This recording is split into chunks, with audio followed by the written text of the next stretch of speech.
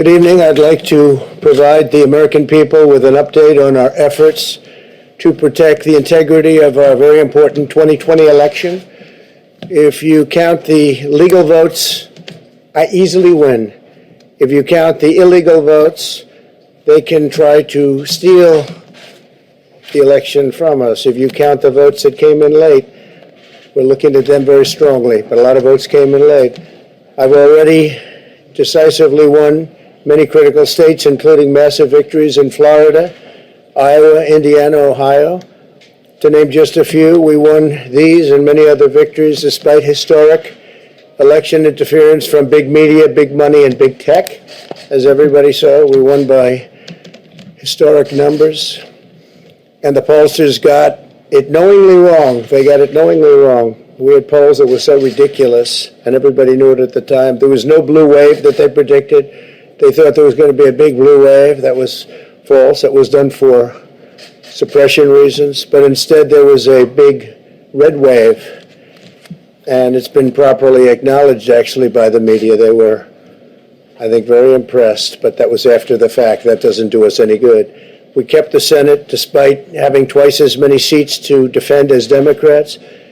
And in a really much more competitive states, we did a fantastic job with the Senate. I think we're very proud of what's happened there. We had many more seats to defend. They spent almost $200 million on Senate races in South Carolina and Kentucky alone, 2 races, and hundreds of millions of dollars overall against us. At the national level, our opponents' major donors were Wall Street bankers and special interests. Our major donors were police officers, farmers, everyday citizens. Yet for the first time ever, we lost 0 races in the House. I was talking to Kevin McCarthy today. He said he couldn't believe it. 0 races, very unusual thing, 0. And actually won many new seats with, I think, many more on the way. This was also the year of the Republican woman. More Republican women were elected to Congress than ever before. That's a great achievement. I won the largest share of non-white voters of any Republican in 60 years, including historic numbers of Latino, African American, Asian American, and Native American voters, the largest ever in our history. We grew our party by 4 million voters, the greatest turnout in Republican Party history.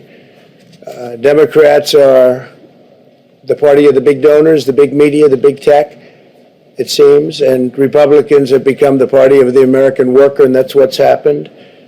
And we're also, I believe, the party of inclusion. As everyone now recognizes, media polling was election interference in the truest sense of that word, by powerful special interests. These really phony polls, I have to call them phony polls, fake polls, were designed to keep our voters at home, create the illusion of momentum for Mr. Biden, and diminish Republicans' ability to raise funds. They were what's called suppression polls. Everyone knows that now. And it's never been used to the extent that it's been used on this last election.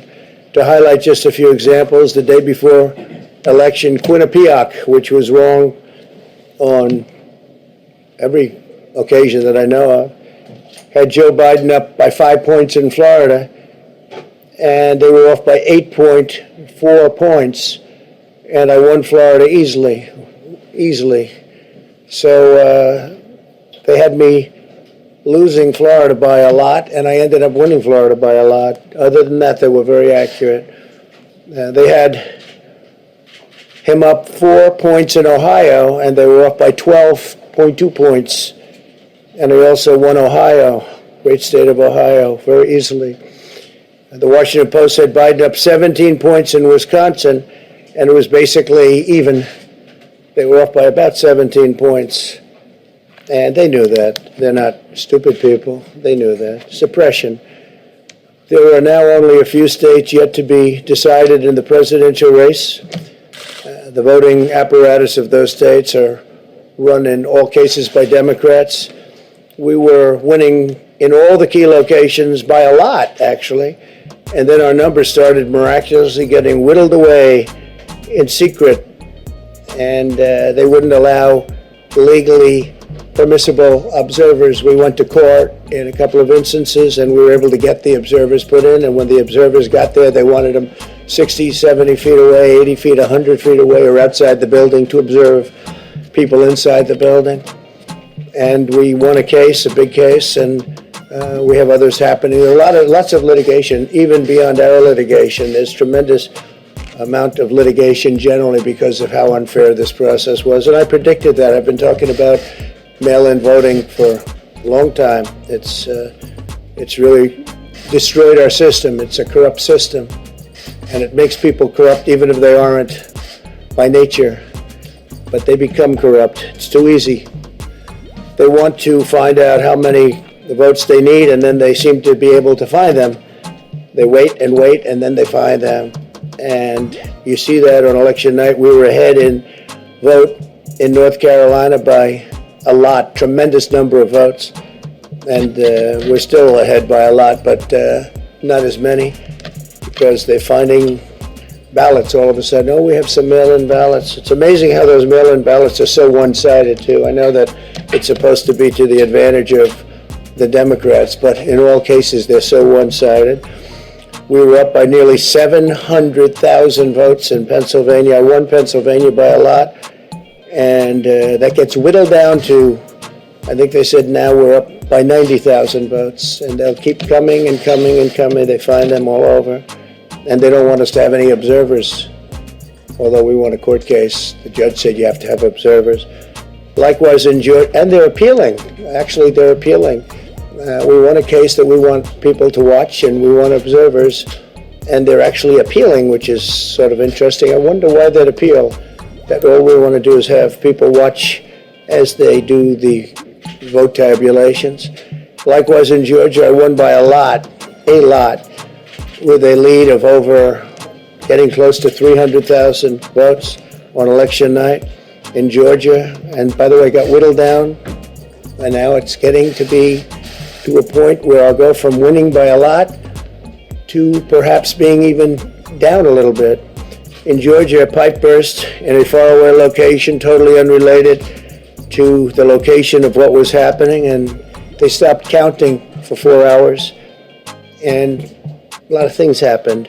The election apparatus in Georgia is run by Democrats. We also had margins of 300,000 in Michigan. We're way up in Michigan, won the state, and they stopped counting for 4 hours, and a lot of things happened.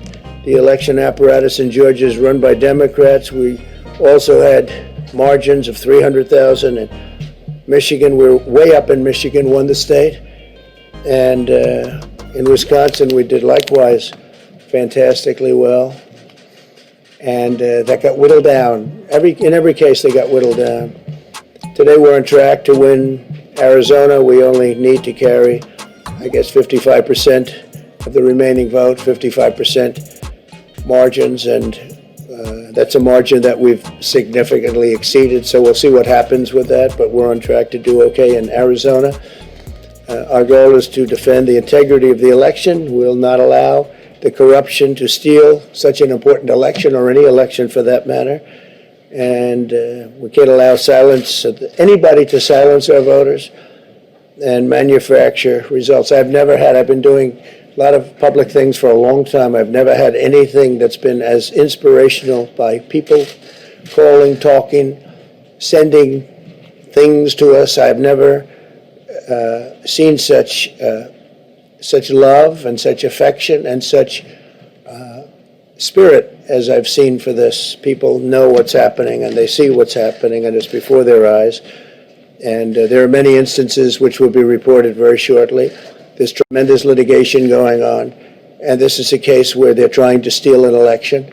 They're trying to rig an election, and we can't let that happen. Detroit and Philadelphia, known as two of the most corrupt political places anywhere in our country, easily cannot be responsible for engineering the outcome of a presidential race, a very important presidential race. In Pennsylvania, Democrats have gone to the state Supreme Court to try and ban our election observers, and very strongly.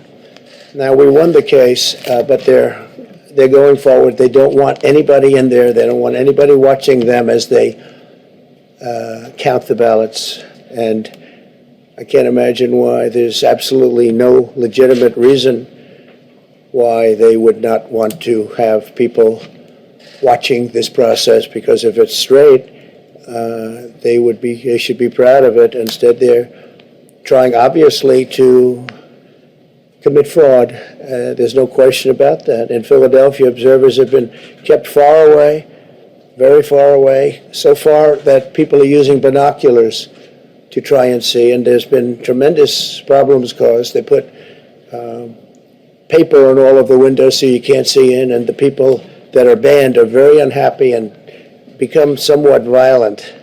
The 11th Circuit ruled that in Georgia the votes have been in by Election Day, that they should be in by Election Day, and they weren't. Votes are coming in after Election Day. And they had a ruling already that you have to have the votes in by Election Day. To the best of my knowledge, votes should be in by Election Day. And they didn't do that. Democrat officials never believed they could win this election honestly. I really believe that. That's why they did the mail-in ballots, where there's tremendous corruption and fraud going on. That's why they mailed out tens of millions of unsolicited ballots without any verification measures whatsoever. And I've told everybody that these things would happen because I've seen it happen.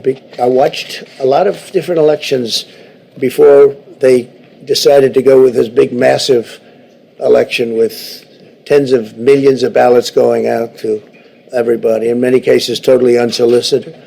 This was unprecedented in American history. This was by design, despite years of claiming to care about the election security. They refused to include any requirement to verify signatures, identities, or even determine whether they're eligible or ineligible to vote. People are walking in there. They have no idea. They're just taking numbers. They're writing down things, the workers, and doing a lot of bad things. And we have a lot of information coming and litigation that you'll see that will shake even you people up. And you've seen it all. The officials overseeing the counting in Pennsylvania and other key states are all part of a corrupt Democrat machine that you've written about, and for a long time you've been writing about the corrupt Democrat machine. I went to school there, and I know a lot about it. It hasn't changed. It's a long time ago, and hasn't changed. It's gotten worse.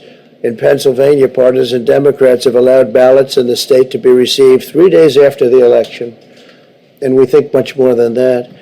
And they are counting those without even postmarks or any identification whatsoever. So you don't have postmarks, you don't have identification. There have been a number of disturbing irregularities across the nation. Our campaign has been denied access to observe any counting in Detroit. Detroit is another place, and I wouldn't say it has the best reputation for election integrity. Poll workers in Michigan were duplicating ballots, but when our observers attempted to challenge the activity, those poll workers jumped in front of the volunteers to block their view so that they couldn't see what they were doing. And it became a little bit dangerous. One major hub for counting ballots in Detroit covered up the windows again with large pieces of cardboard, and so they wanted to protect and block the counting area. They didn't want anybody seeing the counting, even though these were observers who were legal observers that were supposed to be there. In Detroit, there were hours of unexplained delay in delivering many of the votes for counting. The final batch did not arrive until 4 in the morning, and even though the polls closed at 8 o'clock, so they brought it in, and the batches came in, and nobody knew where they came from. We've also been denied access to observe in critical places in Georgia.